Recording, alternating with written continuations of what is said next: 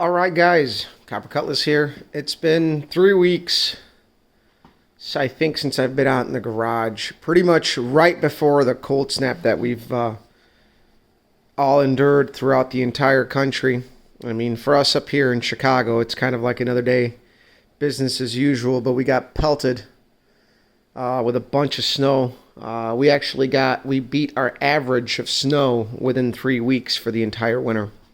So, been really busy at the shop, really busy. So I've been working late, working weekends. This weekend is the first weekend that I completely took off altogether in a while. I think the last time I took a full weekend off was earlier on in the year. I mean, it's only been 2 months into the year, but you guys get what I'm saying. So either way, as you can see, we've picked up the cylinder heads from Project Enron, the BHJ balancer, which is brand new. I installed it out of the box on the 455. This is the timing chain from Project Enron. I know it degreed in well, and I'm going to go ahead and reuse it, but I'm going to check with the camshaft to make sure everything is good. We got our crankshaft. It's got some surface rust, but it's zero. It's standard, so everything here can get cleaned up, and that is not a problem. It looks shitty, but this is a good candidate for our project. And once we take it to the machine shop, they're going to pretty it up. They're probably going to drill a bunch of holes in it because we're going to need to balance everything. And I also got the oil pump pickup. I got the head studs. Just really good goodies. The creme de la creme here is that the RPM is, since we're using the big block heads, and let me show you guys. Let me flip this over here. My parts washer froze, by the way. Downside of using water-based soluble solution, it freezes. So you can see how much meat these runners have, and there's a particular and specific process to not only grind the openings, and it's not just as easy as putting your gaskets over these, marking it, and grinding it down. If you're going to do it properly, then there's a procedure, and I'll do it. I'll make a video on it. It's fairly easy. You're going to have to end up using some sacrificial gaskets at that point too, because I tried doing it with saving them. It didn't work out in the past. So, but I'll show you guys that. And I picked up the crank and the intake for $300, which is a really good deal. Good cranks are going to run between $80 to $100. And a good used performer intake is about $175. So did I overpay? Perhaps a little bit. But the gentleman that I bought these parts from is a really good friend of mine in Racer, and we got to talk for about an hour or so, and got to pick his brain a little bit about other questions I had. The guy's got a lot of experience, and I'm willing to spend money with friends. It doesn't matter to me. So we got pretty much all of our big items for this build. We even got another timing chain there. I got that one from my buddy. That also came off of a really good running engine. But I decided I don't think I'm going to use that Crowler camshaft. So I don't know if I mentioned it, but I was going to run the Crowler camshaft that I got. That was a freebie. And then I did the math, and really what it comes down to is the cylinder heads that I have, I'm going to have to change the valve springs anyway. And then I wanted to use the lifters that I have, but you know what? I know that I got a little bit of RPM if I can get the right lifters and run them at zero preload like I have in the past. So that's, $100 well spent.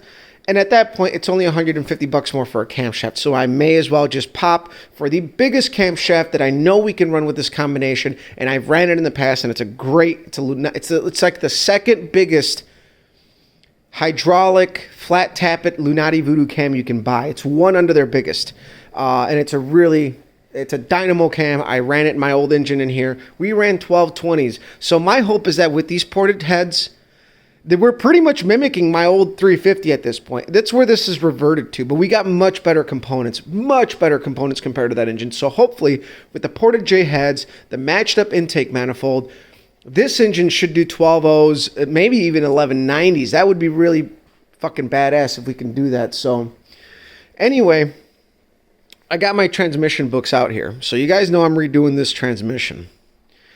But I got a message or comment from a viewer, which was really, really cool because it shows me that guys really pay attention. And you know what I told you guys? That like friends don't let you fail? Well, this was a really good call on this guy. He mentioned that when he watched my assembly video from last winter for the transmission for the Pontiac, that I screwed up the stack on the intermediate clutches. I started with the wave plate. You need to start with a friction. I fucked that up. And it makes sense because if you guys go back and watch our videos, remember how I said that the 1 to 2 shift was really soft and I did everything to get the best shift out of it and it ended up working out, but it's still not right. So let me explain to you guys. This is what's going on, and maybe I'm interpreting this wrong, but it tells you here what's going on in second gear. Your intermediate roller clutch is effective. So that's a common broken part in these when you go from the 1 to 2. That would also soften up the shift. The intermediate clutch is obviously on. The stack that I screwed up. The forward clutch is also on, which that one is fine. I know for a fact that one's fine. That's really hard to screw up.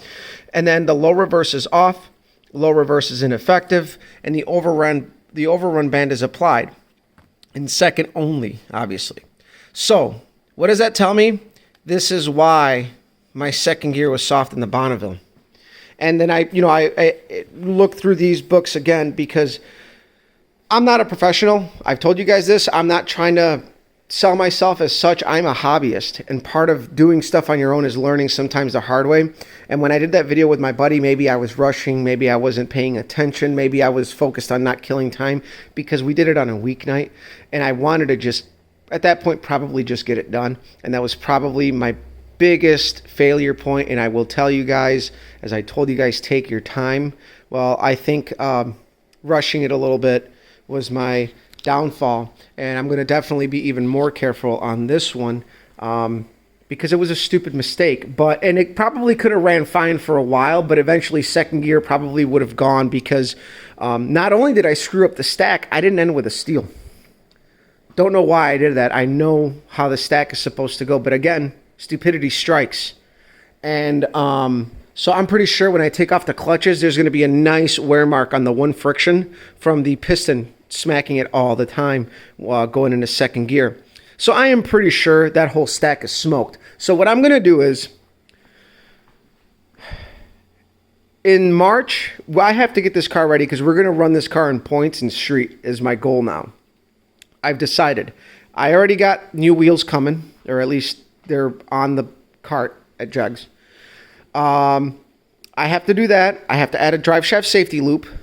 I have to make a crossmember because I'm still not very, especially for racing. For the street, the crossmember setup I got is fine, but for racing, I don't want that. So I'm going to end up working something out better for the crossmember, maybe making one from scratch or buying a kit. And then really, I'm going to change the shifter, which I have. And then I'm eventually going to add a choke to the carburetor because I want to drive this car more in the fall until snows falls. This car is also going to be like daily driven this year. No ands, ifs, or buts. I do plan on daily driving it. So my goal is to like throughout March get the car ready, drive it as well, but you get it ready for the track so we can take it out for some test and tune runs on April, and maybe we can finally get our time slip and see if we got the car to go any faster or it slowed down from the time. The last time it was raced was almost 2 years ago. My wife managed like a 16-1 something with me riding shotgun. So it was a 15-second car before we did anything. And we took out weight, we re-geared it, we made a lot of things better. But the only thing I noticed is the 1 to 2 shift was super soft. 1 to 2 shift on this car was always hard. But I think the last time I went through it, I messed something up. And if you guys go back, I made comments about that and I adjusted some things and it got better. But obviously, I barely drove it last year. But now I know. And I'm glad for that comment. That was like the coolest thing ever. I went back and I watched the video. And I'm amazed that somebody picked up on that because, so the guy clearly knows what he's doing. And unlike me, I'm not necessarily guessing, but I should have known better and not rushed myself. Which brings me to my next point. It's always hard to kind of make videos when you're working on stuff and drop your, train of thought. So it's really hard for me to make videos, but I'm going to try to be as very in-depth with the 350 build because something I've done plenty of times, but I have to be careful and always go back, and I'm not going to take that for granted. So either way, I still have to get this transmission done. There's no rush on that, but I have to get that done out of the way. I got everything taken apart. Last time you guys saw that, I believe. And then the 347 stroker is on the back burner for now, but it's almost done anyway. We just need minor components. My buddy said, no rush, do your thing. Take care of what you got to take care of.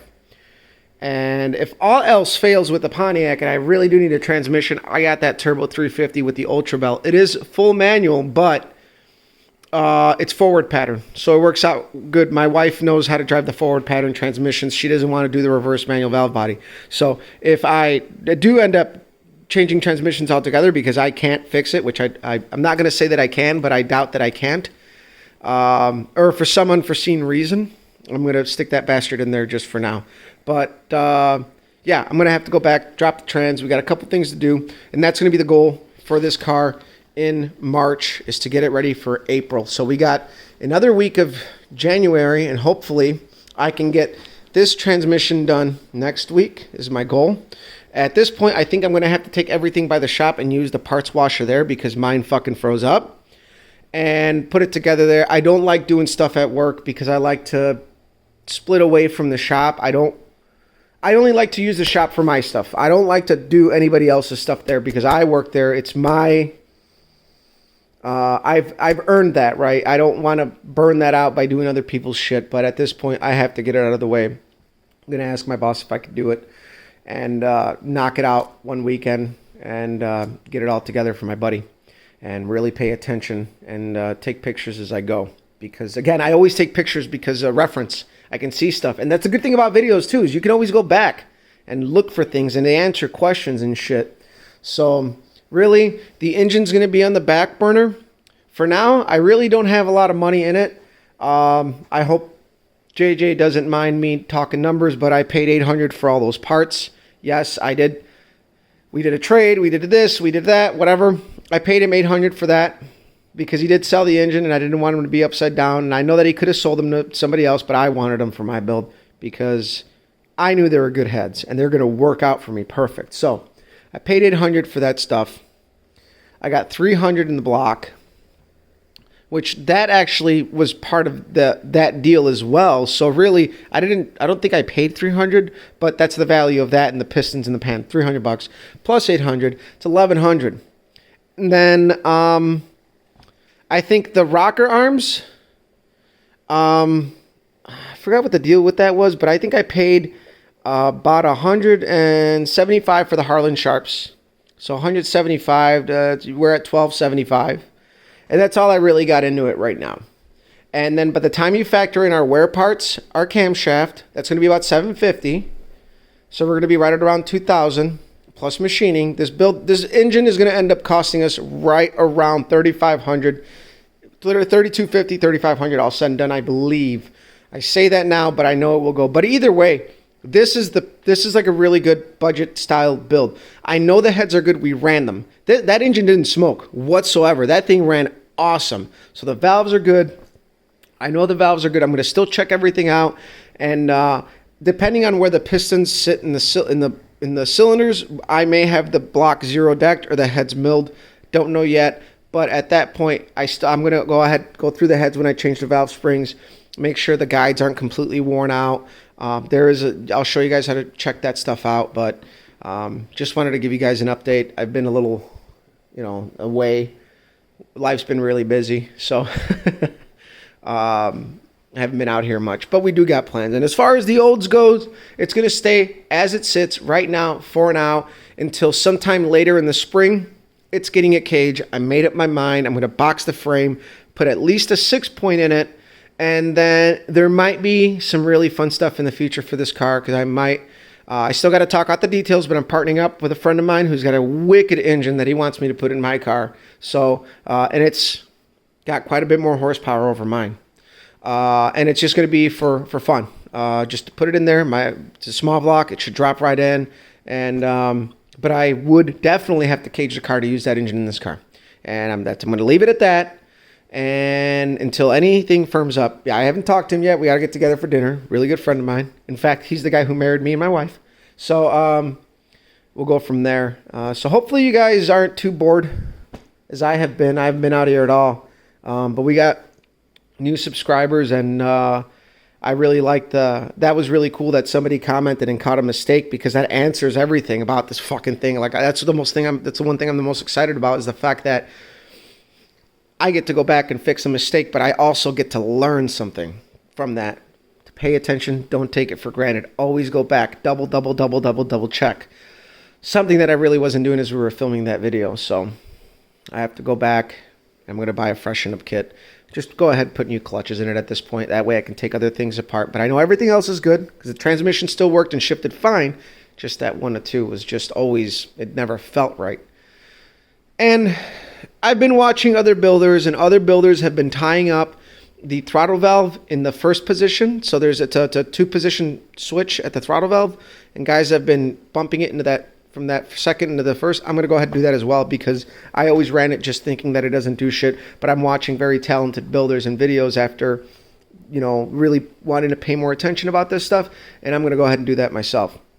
So again, for now, car sitting. This doesn't need anything whatsoever. It actually hasn't been leaking much. I think the only leaking it has is from this thing. When it gets really cold, the aluminum pan shrinks and it leaks a little bit, but no leaks, no nothing. So that's going to sit. This, we got to get ready for the track, and it's going to be daily driver status. So share, like, subscribe. Thank you guys for following along. We're over 500 subscribers. We're at like 512, 511 or something like that. I'm just a regular fucking dude out here, doing stuff. In my field, I do collision repair. I'm a professional there. But I think for me to do videos on that would be overwhelming with my job. I love my job. I put everything I got into it. And when I do the body work on the Bonneville, though, I will make videos on that. And that's going to come up. I've made up my mind after next year. I think I'm going to start picking at it little by little. I'm not going to go crazy like I did with the Bonneville and take everything apart. I mean, I will for paint, but I'm going to start fixing panel by panel, epoxy priming it to protect it, and just work my way. And then once it's ready to take it apart, we'll get to that point. But I think people have mentioned like why I haven't done any body work, when that's my bread and butter. That's what I do for a living. That's what I've done for the last 15 years. So I think when I do this car, I wish I did it with the olds, but I didn't. But there's a bunch of pictures I did on this car that I threw like 8 months of intense work on this car to bring it up to where it's at now, and I kind of neglected a little bit, but it is what it is. So either way, thank you guys. Share, like, subscribe. Keep following along. Next year is going to turn out to be a pretty fun year, and we're still going to keep it low buck, trying to at least anyway. But yeah, it's just the insanity of insanity. Just work, life, and everything has kept me away from the garage. And unfortunately, when duty calls, you got to step up and you got to do it and put your shit aside. And that's what I'm doing right now, because I got to rise up to the occasion, right? So I'll see you guys later. Share, like, subscribe. Sorry about the long video. Sorry. Bye.